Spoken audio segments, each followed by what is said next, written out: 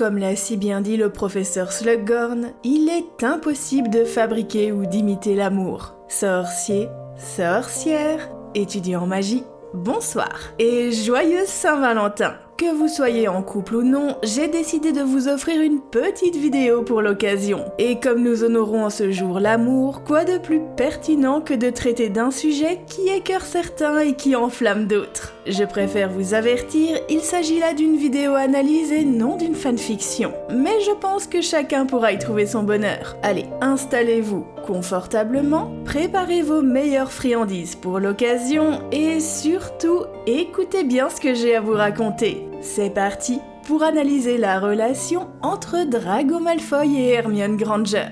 Pour commencer, il faut que je démystifie une phrase qui aurait été prononcée par Madame Rowling lors d'une interview. Vous savez, celle qui dit que Drago aurait eu le béguin pour Hermione, mais qu'il ne savait pas exactement comment l'exprimer pleinement dû à son éducation et à son rang social. Eh bien, je suis vraiment désolée et je vous assure que j'ai cherché de long en large et écumé de nombreux sites, mais en vérité, l'autrice n'a jamais eu ces propos. Et quand on lit ses interviews, on se rend même compte que ses dires vont à l'opposé de ces derniers. Aïe, coup dur pour les dévoreurs de Dramion. Mais finalement, quand on y réfléchit bien, c'est assez compréhensible. Enfin, du moins à Poudlard. Oui, parce que je trouve important de scinder le Drago adolescent du jeune homme et de l'homme qu'il deviendra par la suite. Je vous l'ai dit, il y en a vraiment pour tous les goûts dans cette vidéo. Mais commençons par Poudlard. Alors, comme l'a si bien dit sa créatrice, malgré tout le glamour de l'anti-héros que pouvait posséder Drago, il ne cachait pas derrière sa moralité des plus douteuses et sa carapace de glace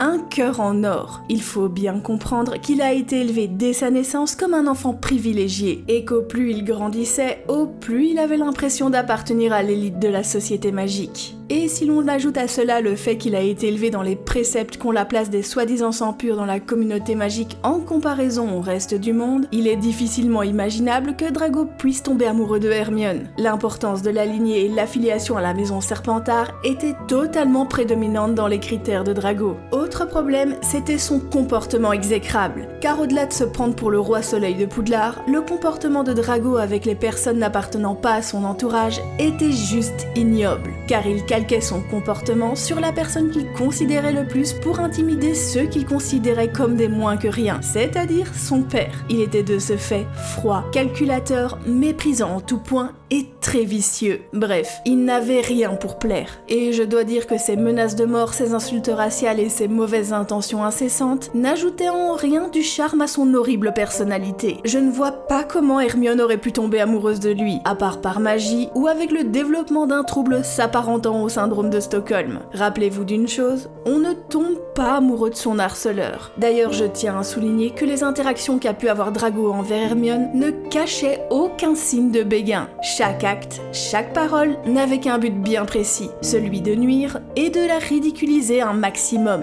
Les seuls sentiments pouvant naître dans le cœur de Drago à l'égard de Hermione étaient le dédain et la haine, ce qui n'a certainement pas aidé Hermione à l'apprécier davantage. Voilà ce qu'il en était pour Poudlard. Maintenant, avançons dans le temps et parlons un peu de leur évolution après la bataille de Poudlard. À ce moment précis de l'histoire, la romance n'est encore une fois pas vraiment envisageable. D'une part parce que Hermione est déjà en couple avec Ron, et d'autre part parce que le temps n'est pas au batifolage mais plutôt à la reconstruction, puisque reprendre sa vie après autant d'épreuves est quelque chose de particulièrement fastidieux. Et si Hermione a pris la décision de terminer ses études avant d'entrer dans le monde de la politique magique, Drago a de son côté remis en question bon nombre de ses croyances et de son éducation. Mais rien de vraiment étonnant au vu de ce qu'il a vécu lors de la deuxième ascension de Lord Voldemort au pouvoir. C'est un jeune homme totalement brisé et perdu qui sort de cette très sombre période. Il avait vraiment besoin d'une solide remise en question et d'un gros travail sur lui-même ainsi que d'un bon psy selon moi. Alors, il faut bien prendre en compte que même si Drago a remis beaucoup de choses en question, comme par exemple le traitement des personnes n'appartenant pas à des vieilles familles de sang pur et le fait de vouloir garder une lignée dite pure à tout prix, ne veut pas dire qu'il était prêt à se mélanger et repartir à zéro et surtout à faire copain-copain avec Harry et ses amis. Il n'en était pas là.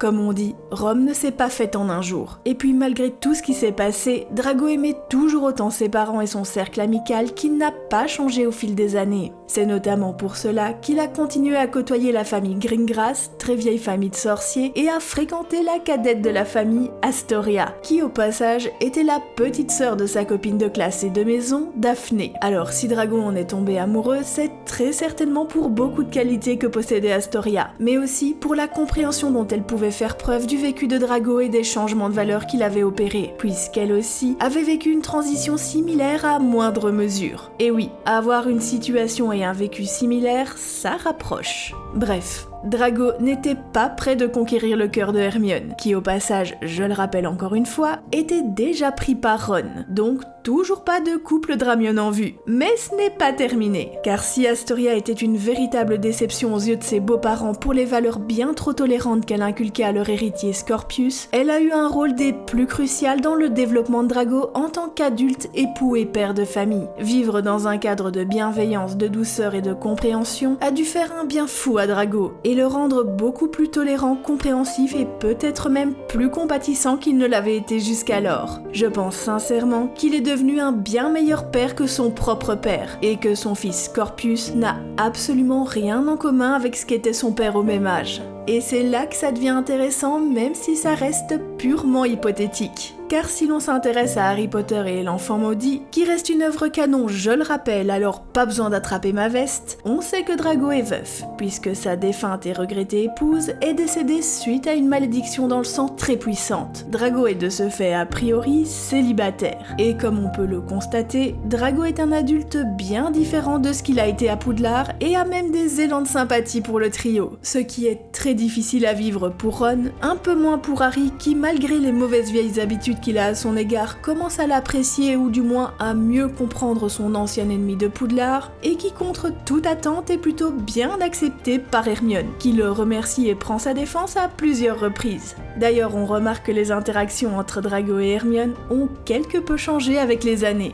En position tout le monde, et souvenez-vous, personne ne se montre avant qu'il l'ait amené dans le rayon de lumière. Nous n'avons droit qu'à un seul coup, il ne faut pas le rater.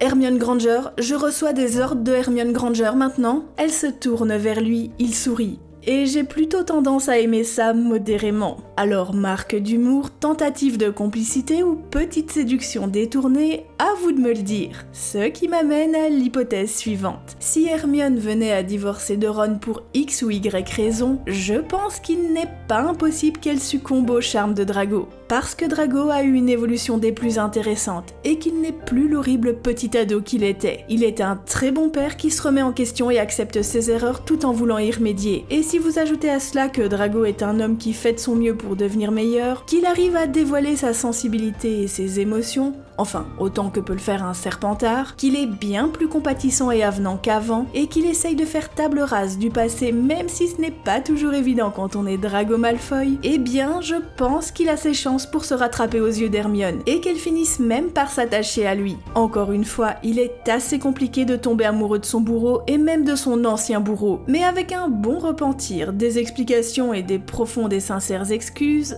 pourquoi pas ? Enfin, bien évidemment, s'il n'existe également aucune romance entre Scorpius Malfoy et Rose Weasley. Sinon, ça deviendrait extrêmement bizarre. Alors, je le conçois, avec des si, on refait le monde. Mais avec des si, on fait également des fanfictions. Alors, j'attends vos fanfictions sur un Dramion des plus élaborés et surtout des plus cohérents avec ce que je viens de vous raconter. J'ai hâte de lire ça. Et voilà qui conclut cet épisode. J'espère qu'il vous a plu et que vous comprenez un peu mieux la relation entre Drago et Hermione. Avant de transplaner, n'oubliez pas de lancer votre plus bel Expecto Patro-like, de partager cette vidéo aux amateurs de ce couple et de me laisser un commentaire pour me dire quel est votre couple préféré du monde des sorciers. Je vous dis à très bientôt pour d'autres vidéos. D'ici là, prenez soin de vous et des autres. Sorciers, sorcières, étudiants en magie, au revoir.